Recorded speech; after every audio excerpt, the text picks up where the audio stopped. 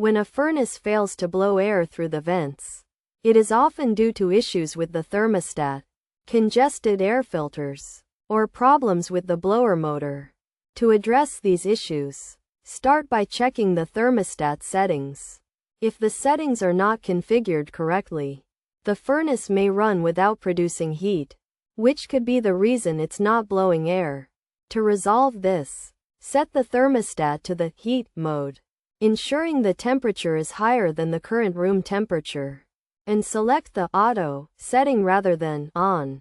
After adjusting the settings, run the furnace and check if it's blowing air. If it's still not working, the next step is to clean the air filters.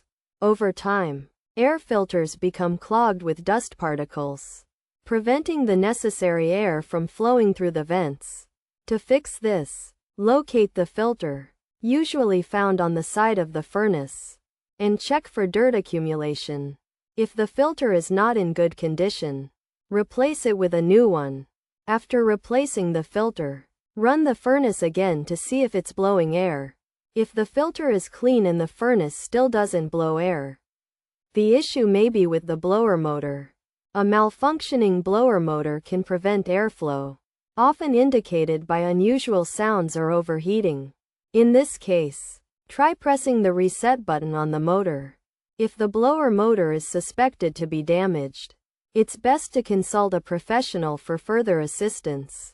By following these steps, you should be able to resolve the issue of your furnace not blowing air through the vents.